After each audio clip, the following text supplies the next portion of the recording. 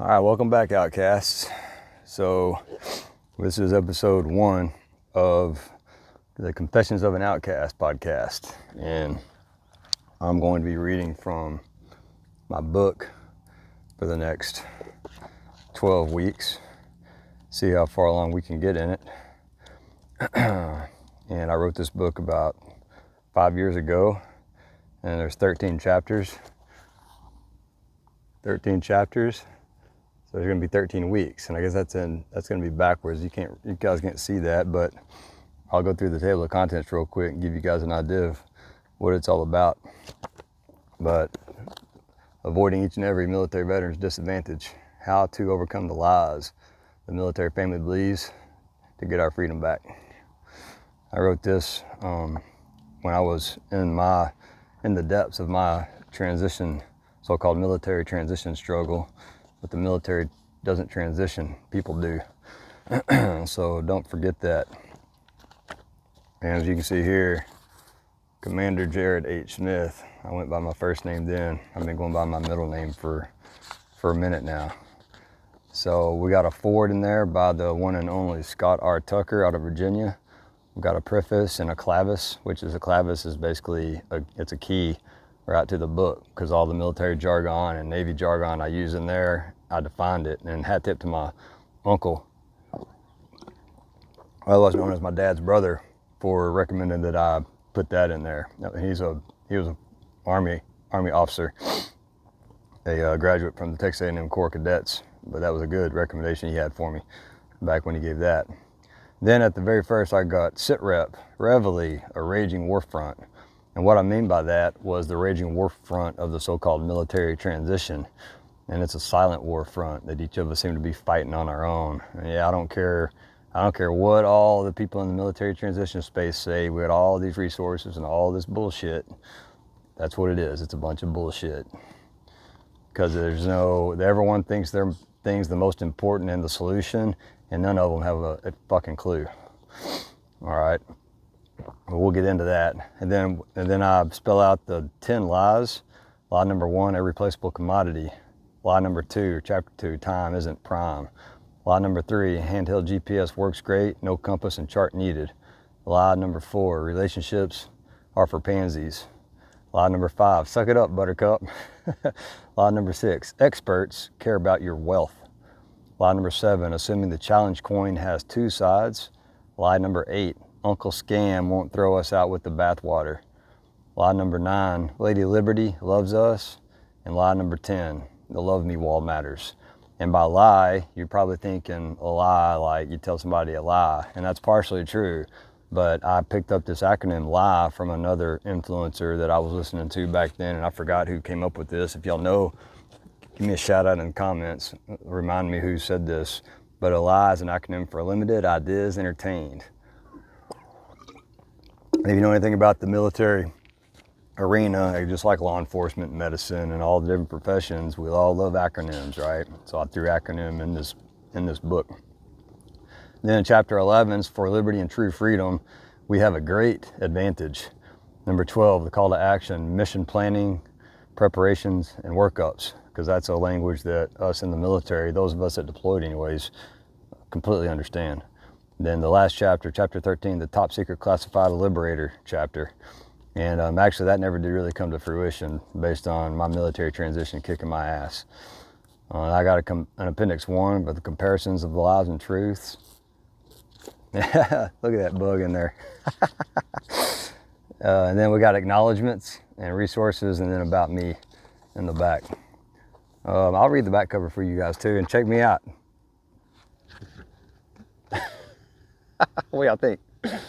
Which look is better? Let's get a vote going. I like this look a lot better. All right. You know what? I'm going to go ahead and read the foreword tonight. And we're 4 minutes in.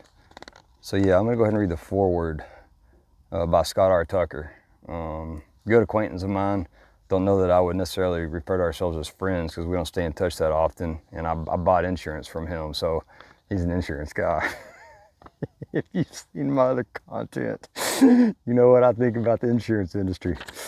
All right, foreword by Scott R. Tucker. Be impeccable with your word. Have you ever heard this phrase before? I hadn't until relatively recently. And when I did encounter it in a book called The Four Agreements by Miguel Ruiz, I initially assumed that it meant to basically be a good person, to be honorable, as we are expected to be in the military.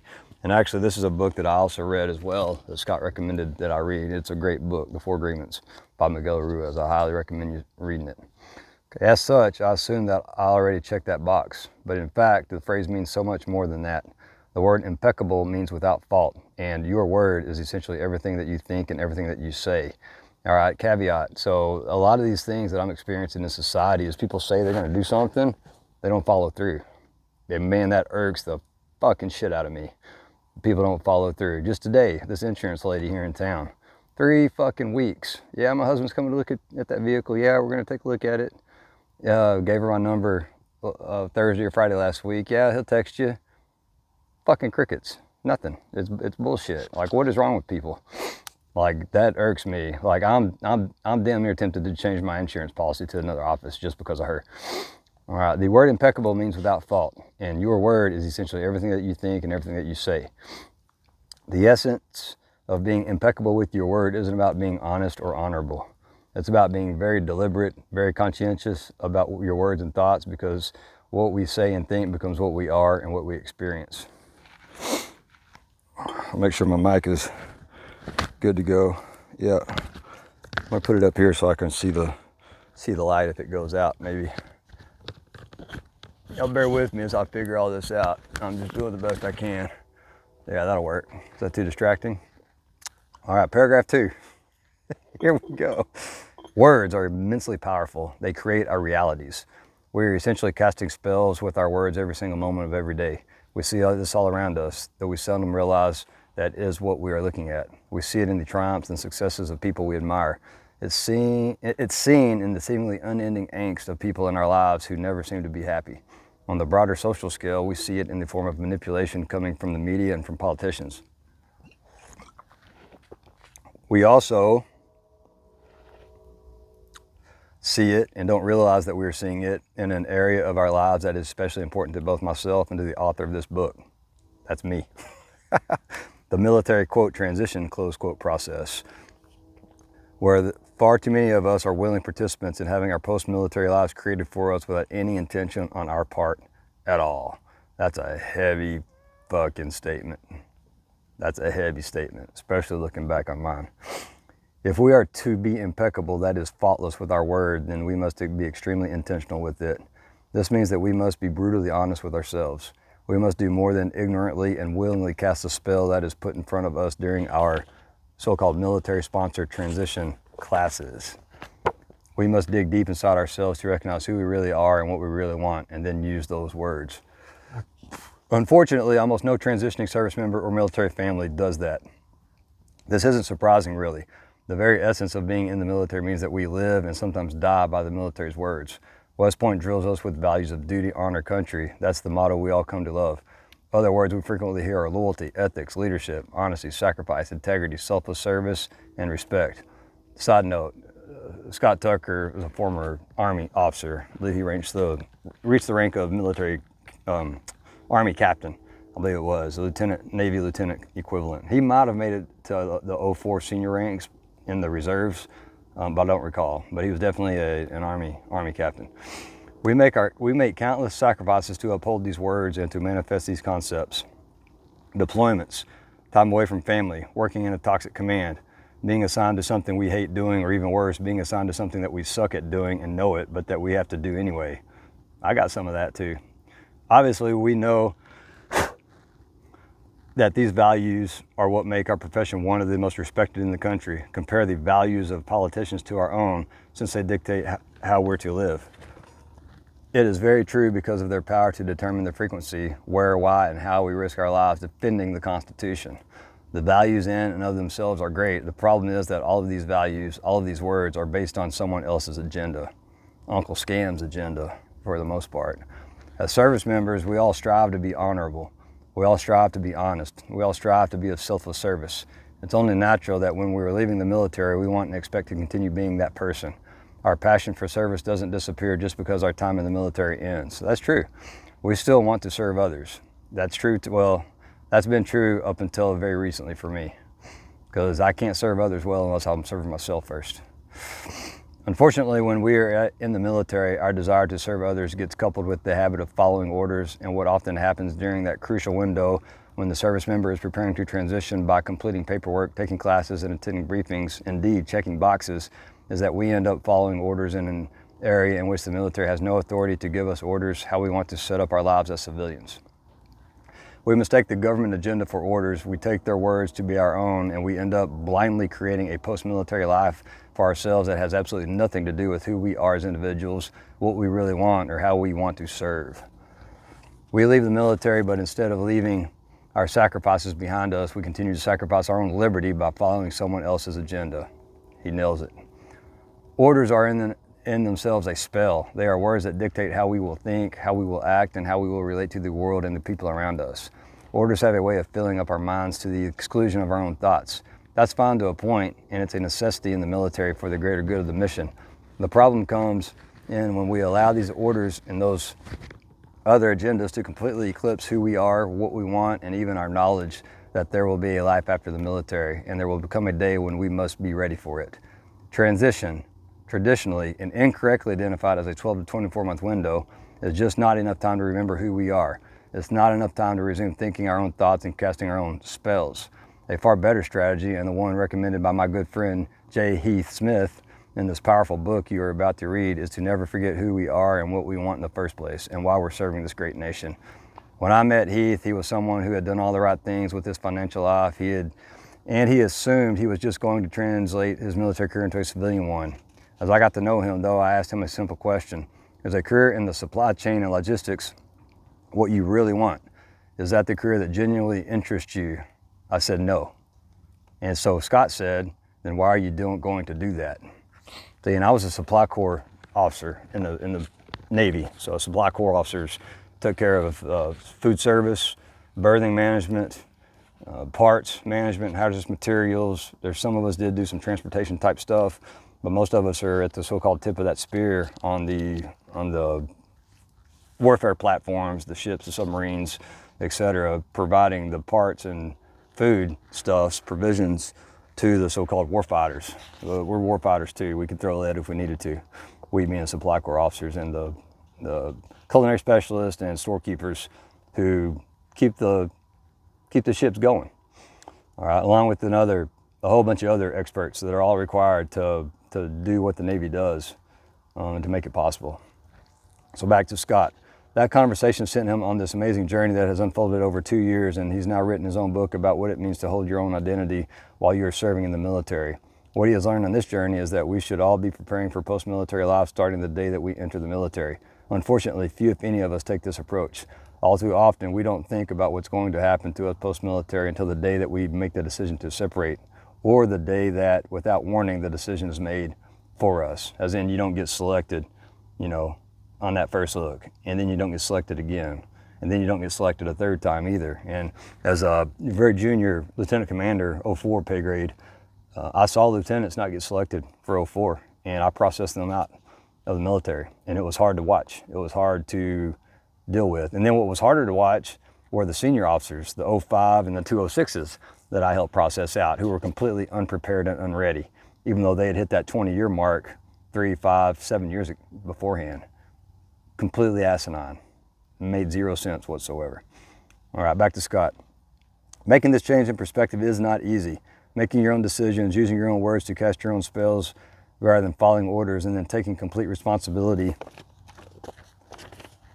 for the outcomes of what those spells create, for better or for worse, isn't easy either, but neither is serving in the military. Having separated from the military nearly 15 years, I'm still learning and still trying to figure out how to create and live my best life. Scott didn't want to settle for simplicity, mediocrely, and earning a paycheck while working towards someone else's agenda. Scott wanted to find his calling, He strove to be impeccable with his word. That means my having to shed false assumptions. I had to disassociate myself from mentors, friends, and other people I thought were going to be a part of my life when I realized that they were not serving my ability to fully realize who I am and who I want to be. In fact, they were holding me back because they were telling me that I needed to do what everybody else was doing, that I needed to do the status quo thing. That is, go into corporate America, get a government contract job and suffer through that bureaucracy for another 5, 10, 20, 30 years. Screw that. But we're living in an amazing country during a time of amazing opportunities that anybody can tap into. We position ourselves in a way that creates opportunity for ourselves, for our families, and for those whom we're meant to serve. Since you have picked up this book, I'm guessing that you're already thinking ahead about how you want to live the remainder of your life. You're not just sitting around waiting for handouts from the government. You're not assuming that the government is going to continue taking care of you, or that the government or the country owes you something. You already understand that freedom means taking responsibility. It means being impeccable with your word by seeking out and taking the time to understand the truth, not only about yourself, but about the things that most people are just blindly accepting or taking for granted. This book is going to call out the lies that so many of us unwittingly live by in the military, and it's going to tell you all the truths. Open your eyes and look around you. Recognize what is happening as your peers transition out of the military. Poke around on LinkedIn and take a look at the profiles of all the, quote, transitioning military, close quote, out there who are looking for a safe and secure place to land as their time on active duty draws to a close. Recognize that they all look the same. They all sound the same. They're all doing the same things as they enter the civilian world. Maybe they get jobs, maybe they don't. Maybe they get jobs and lose them when the economy turns south, and it will. Maybe they get a job, but the only thing compelling them to get out of bed in the morning is the ability to continue putting food on the table. That's not a goal, that should be a given. That's not a mission. That's a mirage that inevitably reveals itself to be lacking in substance, and that inevitably lets us down. There's no life in that. That's a heavy, heavy statement. There's no life in that, and there's not. The vast majority of service members will have one thing in common when they transition back into, quote, civilian life. They may not all experience it right away. Some may not experience it until they've landed their second or third post-military job, a job that may not be the greatest thing, but it pays the bills. There comes a day when they will all hear an inner voice, when they will all feel something trying to rise back up inside of them that they won't necessarily know how to describe, but which they will know is there. That voice, that feeling, is going to be who they really are trying to reassert itself. It's going to be the calling that they have put aside for years, maybe for decades. For some, it's going to be the calling that they haven't yet even discovered. The impulse at the root of this feeling, an inherent aspect of being a human being that we all call a passion for service, is what drove you to join the military in the first place, but it's typically the last thing that a transitioning service member looks to or pays attention to when they start to think about what they're going to do with their lives post-military when they grow up, as far too many jokingly say. And that's no joke either. Like when I grow up, like that's a bad subconscious perspective to have.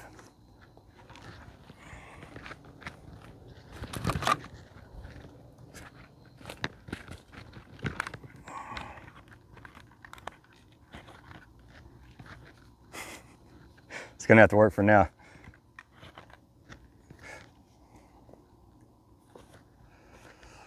Because it is no joke. It's deadly serious as a result of the status quo continues showing us all in the suicide statistics and financial condition of military families. And when you make decisions and take actions, when you use words and think thoughts and cast spells that disregard the very core of who you are not being impeccable with your word. This book speaks beyond all the things you have been told that you should do. It speaks beyond everything that you think you have to do it. It speaks directly to that inner voice and feeling which should be driving every thought you think, every choice you make, and every spell you cast while you're in the military and as you transition out of it. Today, with this book in your hands, you have reached a fork in the road. Heath is at the forefront of a generation of service members who are no longer willing to settle for the status quo. He shares your love for country and our passion for service, but he has come to see that our military service can take us only so far in our lives. Though we have to identify with the military in order to accomplish its important missions, we are not the military, and the military is not the whole of us. We all come to understand this crucial distinction eventually, according to our own decisions and timelines, or much less than optimally, according to the timeline of the system when it decides that it no longer needs us. And that's the damn truth, because the system never needs us. It never needs us. It never needs us. We are all replaceable commodities. Either way, the day will come when the scales fall from your eyes too. You can wait for this to happen and flounder through all the fear and disorientation that comes along with finding yourself suddenly experiencing a radically different worldview, or you can read this book and let Heath help you peel away the misconceptions you don't even know that you have about military life and transition. As you read this book, you can go in one of two directions. You can just ignore the feeling and the inner voice that drove you to pick it up in the first place, or you can take the first step in an amazing transformative journey to create the life you have always wanted to live, and in fact, the life you've defended, and perhaps some peers defended to their death. No matter which direction you choose, though, no matter where you are in your military career, whether just donning the rank yesterday or nearing the 40-year service mark, you are in transition now.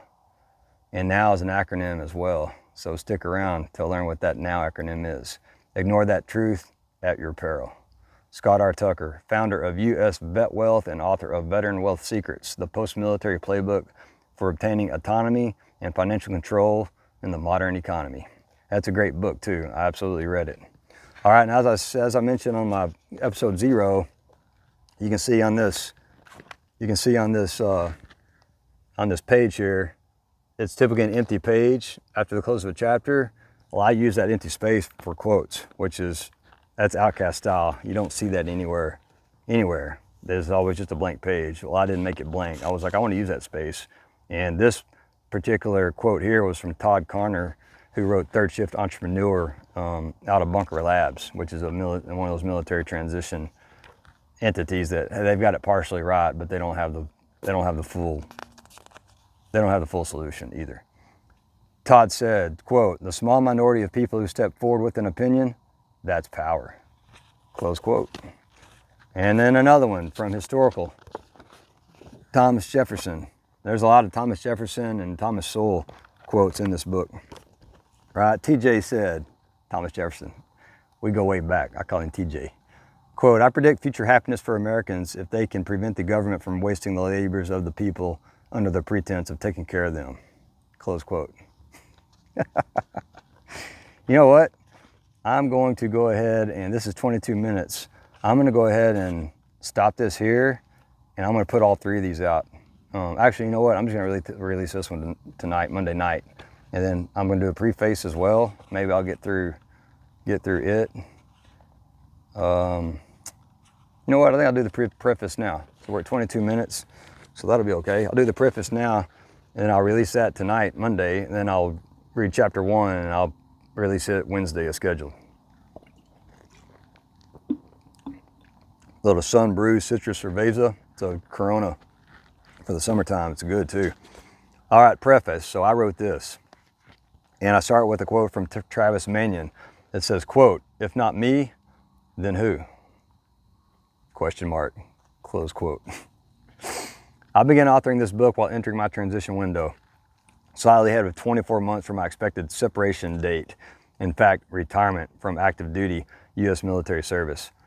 The book was completed 4 months before I departed the pattern, that is, left the military, and deployed this message to the battlefield on Memorial Day in an attempt for it to fully envelop Armed Forces by Veterans Day. My view was from the landing craft or jump door, looking toward the shore or at the ground, what I can see of it anyway, given the smoke, whitewash, and chaos visible from 3 miles out or 3 miles up. Choose your spot depending on your profession. Having experienced a whirlwind in my view of the world over the previous 2 years, keeping what I know to myself is a disservice to the other 1% who are serving the nation's highest calling, putting their lives on the line, defending freedom under the old shibboleths of patriotism. This book does not try to be politically correct, and it will not reinforce the veteran advantage garbage that so many others continue to propagate through the ranks of the active duty population, and that some veterans continue to spout today. And it's still happening.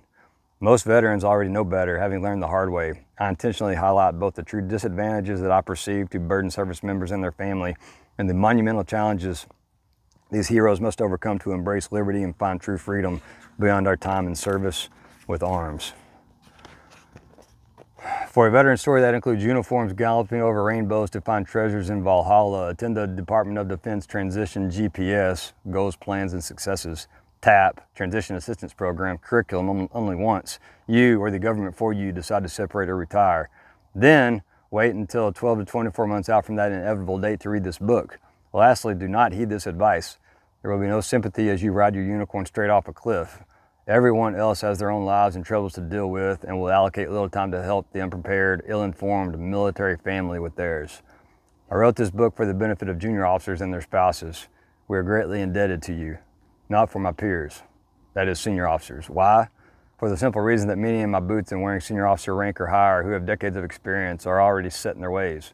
Because of their successes in the service and multiple degrees from ivory towers of higher academia, most believe they're already smart on everything, due partially to a recency bias. What's been done in the past will result in success in the future.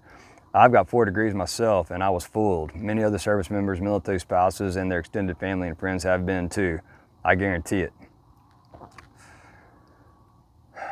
I'm not going to try to change a senior officer's mind. If you're a senior officer reading this book, you'll have to either continue reading it through the eyes of the junior officers you have led or are leading now, or out of curiosity about a different perspective.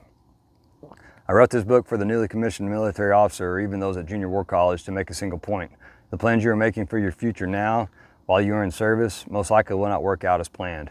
I also wrote it knowing that junior officers and their young families are deep in the trenches of, quote, military family life, close quote, and therefore I am depending upon the extended families and hometown friends and their leaders to get this in front of them today and urge they read it and act now. Many may think they know where they're headed and what they'll do when their military service ends, but most are wrong. Contrary to expectations, it's likely the military family will be blindsided with only 9 months to prepare for a transition after unexpectedly not getting selected for promotion because of not understanding the systems they're living and working in. Or a forced drawdown will appear out of the blue and Uncle Scam will send you home to Lady Liberty, who will thank you for your service and then return to managing their own affairs in life, unwilling to extend the hand a service member assumed would be there. I'm writing for the young Armed Forces family because what I share in this book, if so choosing to acknowledge it, will help them avoid becoming a victim in their inevitable situation of, quote, military transition, close quote, with or without the family hero. I'm also writing in the hope that the reader will share this knowledge with friends, peers, and associates through the ranks and the population we serve. Don't be the senior leader with the secret. It applies to everyone. Readiness through knowledge and true education, not academics. For those senior officers who do decide to continue reading, my hope is for you to share what you learn here with your people, that you will truly take care of them, and as importantly, their family. The information here applies to the enlisted ranks just as much as it does to the officer corps. 2, I don't pretend to have walked in the enlisted man or woman's shoes, and therefore I don't try to speak to that experience. However, the underlying concepts are just as applicable, and any enlisted Armed Forces family can benefit not only themselves, but the people they lead and the other families they know in uniform service too. Where were the warnings? Over 2.5 million service members have left the ranks over the past decade, and so far as I can tell, none had the thoughts put forth in the following chapters. If anyone did send this signal out over the past decade, it wasn't distributed far enough or wide enough. They failed in their marketing effort. My goal is to not let that happen again. I need all readers' help, yours specifically, to save the Armed Forces family and their hero. An astute study of history is necessary to be an informed, contributing citizen to a democratic republic. Our founding fathers warned about an uneducated citizenry. I prompt the astute officer to visit their oath of commission, that one you signed, in the U.S. Constitution. When's the last time either one of those were read? And here it is. I, do solemnly swear or affirm that I will support and defend the Constitution of the United States against all enemies, foreign and domestic, that I will bear truth, faith, and allegiance to the same, that I take this obligation freely without any mental reservation or purpose of evasion, and that I will well and faithfully discharge the duties of the office on which I am about to enter. So help me God. Greek writer and poet Aeschylus, I probably butchered the name. Probably should have gone to look that up first. But I think it's Aeschylus, maybe, said that truth is the first casualty of war. After yet another social media challenge on Memorial Day 2020 to perform push-ups and bring awareness to the 22-a-day suicide crisis in the ranks and veteran population, I realized that this approach is not moving the planet, and it prompted me to push back. This book is part of that movement, prompted by push-ups. Another truth is we are not Captain America powerful here in the active duty and veteran populations. That is one reason most of us find ourselves not just serving by choice while on active duty, but in servitude to the nation, both in uniform and then far beyond. Just take a note from the Army's transition program titled Soldier for Life. A soldier for life. After transition from service? Really? Being a part of the community post-service is fine. Being completely engrossed in it is not. It's detrimental to the family and the veteran's future life fully alive. Another truth is that planning for release from active duty must not begin on the back end of a 5-year stint or the 35-plus year career. Future veterans can choose not to be in servitude by walking up to the tremendous opportunity Future veterans can choose not to be in servitude by waking up to the tremendous opportunity they have right this minute, early on in service or midway through their obligations. Planning to turn from the status quo and embrace for yourself the liberty and freedom that you are defending is simply smart. If you do, the health, status, and wealth needed to change your world and through it the larger universe around you is well within grasp. So embrace it now. Quick pause. So my three-tier model that I tried to come up with back then was health, status, and wealth. And then I kind of changed it or modified it to health, purpose, and wealth. I think purpose is a better word for that middle pillar, right? And then I bound that with time, health, purpose, wealth, and then stored time, right? Wealth is kind of like let's see what we got here. Time, health, purpose, wealth, and stored time, right? And the stored time is like the savings. That's kind of wealth too, but it's all intermingled together, right? All of them touch each other. All right, moving on. There are but a few finite chances to do so. Please do not miss them. Get informed and flank the enemy, that being the systems that currently engulf us concerning medical, finances, and family readiness. They are Trojan horses within our gates, and right now most are embracing them with open arms. Grab some armor, a few weapons, and build a plan before you find a dagger in your back.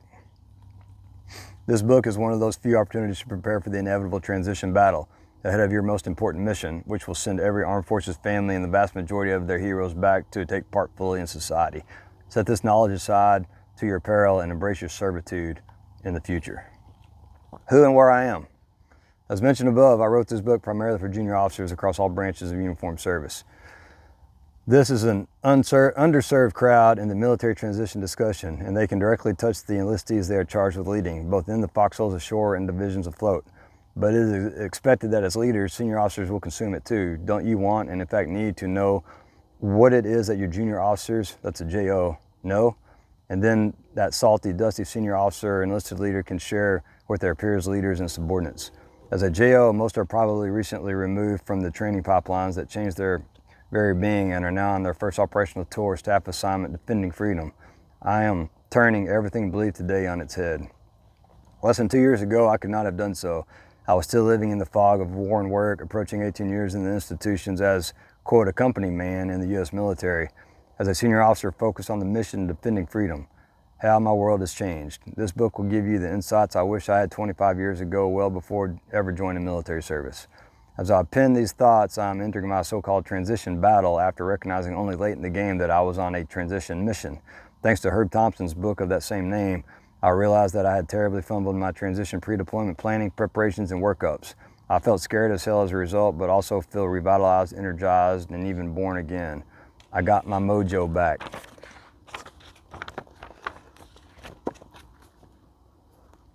And I want you to get yours back now. The military training pipelines, operational assignments, and staff ass-kickings take it from us, and we do not get it back without a fight.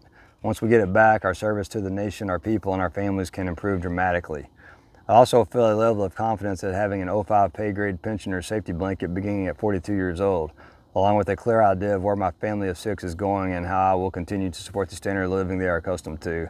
Wow, what a dagger in the back I got from that thought. Having found my, quote, why comparatively early in the transition process is going to make the difference for me in the economic environment ahead. And looking back, I hadn't found my why yet. I didn't have any clue. Perhaps writing these words and expressing my thoughts is one way to channel the anxiety and disdain I feel for the situation I thought I was in.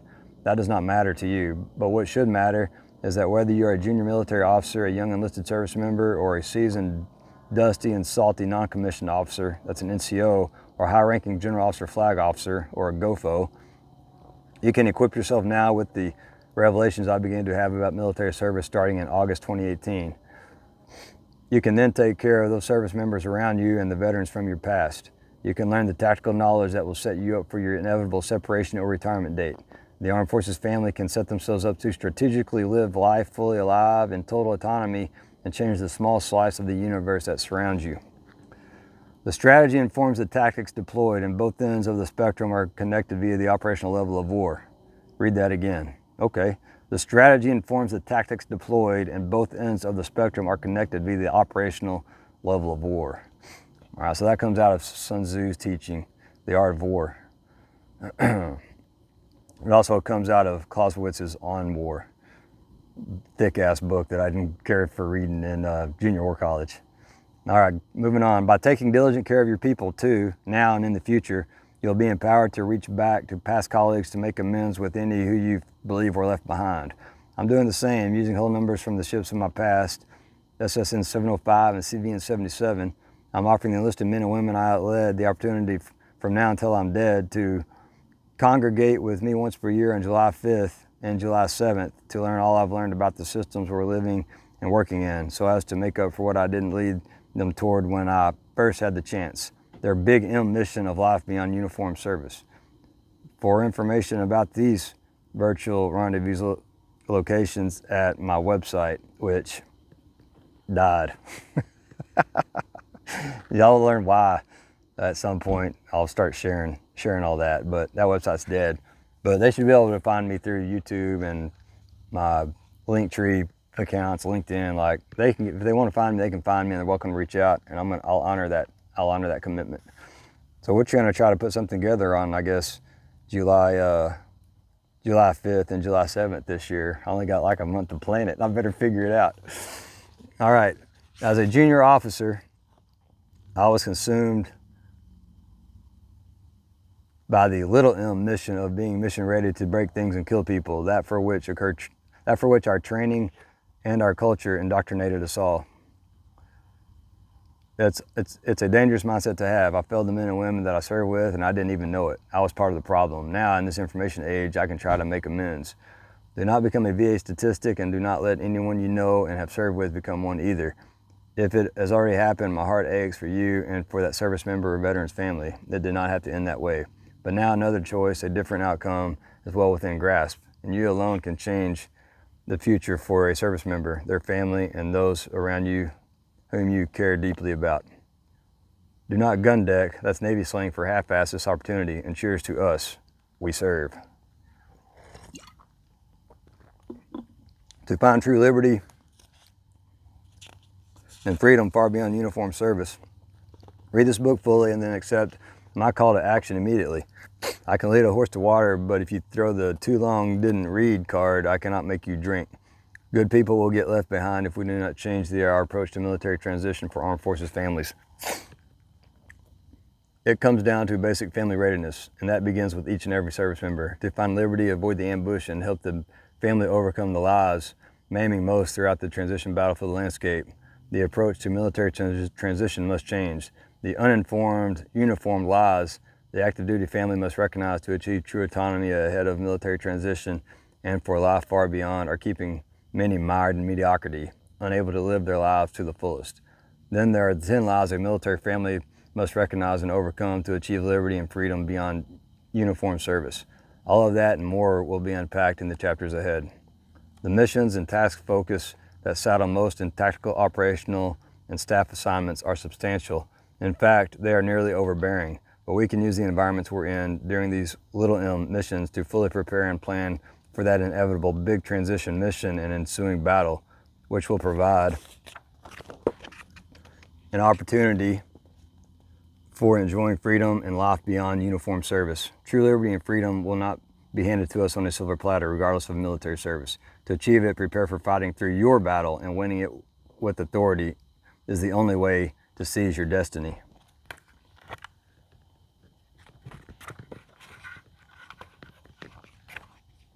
Bear with me as I figure this lighting stuff out. This book outlines all the disadvantages that we must overcome as uninformed service members. It reveals the lies that the military culture tells us, either overtly or covertly. From propaganda in the media, the K-12 education and postgraduate and doctorate programs, our saber-rattling culture and everything we succumb to slants our views in one direction or another. But there are some common things between us all that must be recognized to plant our own flag in the ground and take a position on the war front for liberty and freedom. The human condition makes us just as susceptible to being fooled or tricked. That same human condition blinds leaders and elected officials to grab more and more wealth, power, and influence. Recency bias combined with an ignorance of history is a dangerous concoction to mix. Drink it to our own peril and to that of our nation.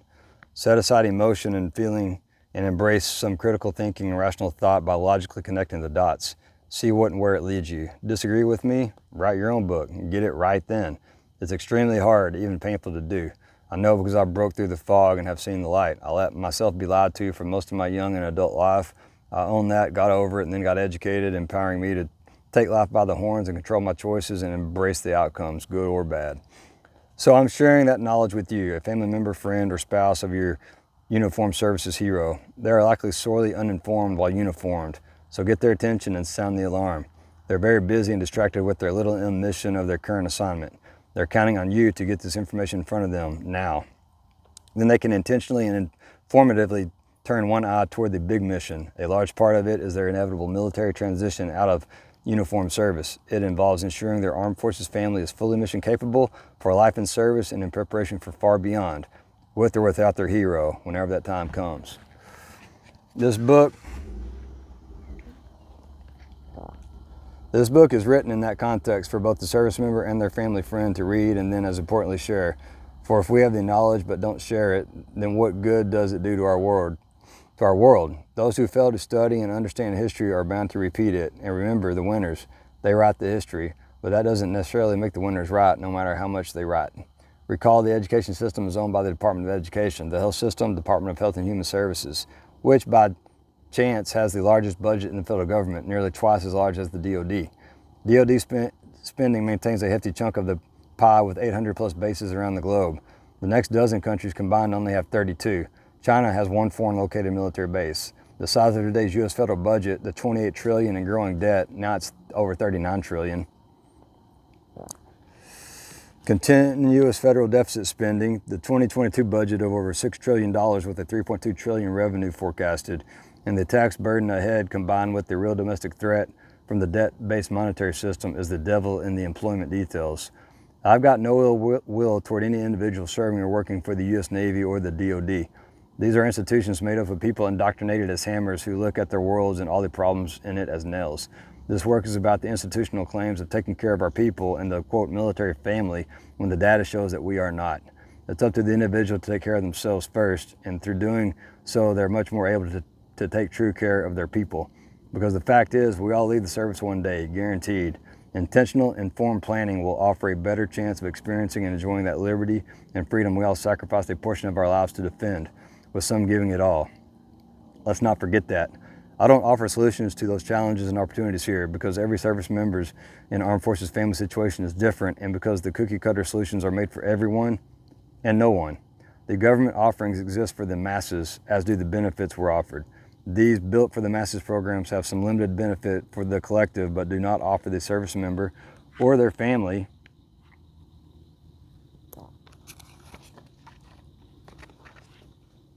realization of their full potential. These are all government programs. Employ these offerings alone in a vacuum at your family's peril. Read on to dive deeper into the areas we must work with experts on in detail to fine-tune individual family transformation plans, because it's much more than simply a transition. I entertain limited ideas put forth by the culture, the Hollywood bread and circus distracting us from what's important. There is an affiliate movie production office in the Pentagon, by the way. The education system, K through 12 through postgraduate, the DoD, the government at local, state, and federal levels, friends, family, and most importantly, myself. I'll own my belief in those lies told throughout my first 40 years and have pivoted to make up for all that lost time. Will you? Finding liberty, avoiding the ambush, and preventing the Armed Forces family from being maimed on the transition battlefield landscape is of paramount importance. Transition isn't for later, and it's an important aspect of every mission too. Transition readiness is an extension of deployment readiness. If truly ready as a hero, not to return, you're transition ready too. Life and service and far beyond depends upon what's done now. Have no regrets later. If not open to something new, please pass this knowledge on to someone who might be.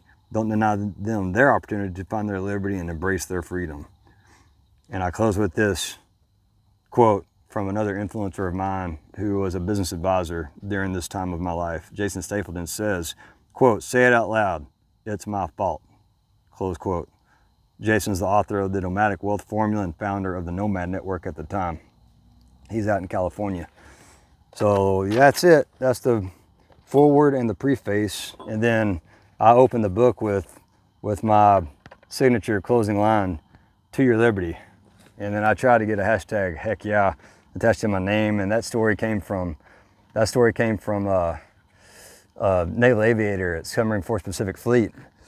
When I stood like a 18-hour watch, I think, maybe it was like 12-hour watch, because they couldn't get me a relief whenever we mobilized for the submarine down, Argentine submarine down response. He gave me the call sign, hell yeah. And I was like, let's make it family friendly and say heck yeah.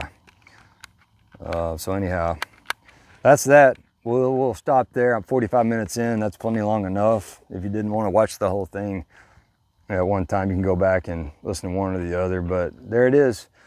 So yeah, I had some emotions popping up inside my chest reading through that. I didn't let them out. And especially with respect to my experience. 2.5 months before my military retirement date, and then the following year and a half afterwards. Some really dark times. Really dark times. All right, let's stay weird together. To your liberty. The Outcast Commander is out.